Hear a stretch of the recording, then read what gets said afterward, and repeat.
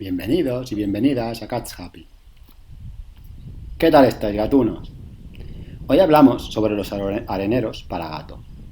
Es una respuesta complicada ya que cada gato tiene su personalidad y sus costumbres particulares.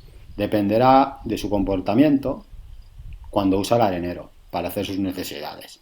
La gran mayoría prefiere areneros abiertos, en cambio otros prefieren los que son cerrados completamente.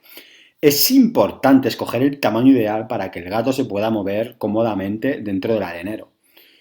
Como mencionaba, el tipo de arenero dependerá del carácter y comportamiento de tu felino. Lo digo porque algunos prefieren más intimidad y el cerrado completamente les va perfecto, y otros, que quizás sean más desconfiados, por decirlo de alguna manera, prefieren un arenero abierto y de esta manera pueden controlar el entorno que los rodea y están más seguros. ¿Tipos de arenero? Pues el básico, que es totalmente descubierto, el cerrado completamente, el arenero automático, y tenemos un término medio que no es cerrado completamente, pero es más alto que el básico, que es totalmente descubierto. ¿Qué hay que tener en cuenta para seleccionar el arenero?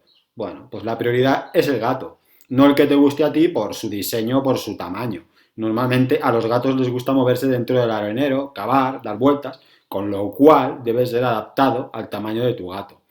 En cuanto a la limpieza, lo que más recomiendo es que recojas las heces pues manualmente, ya que yo nunca personalmente he tenido areneros automáticos, con lo cual no me acabo de fiar mucho.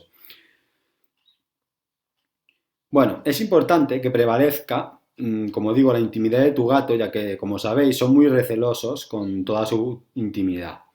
Y muy importante la ubicación del arenero, que debe estar siempre en la misma zona y que sea un lugar tranquilo, alejado de su comida y de su agua, que quede siempre en el mismo sitio y no cambiárselo cada dos por tres. Espero que os haya gustado. Un saludo a todos y a todas.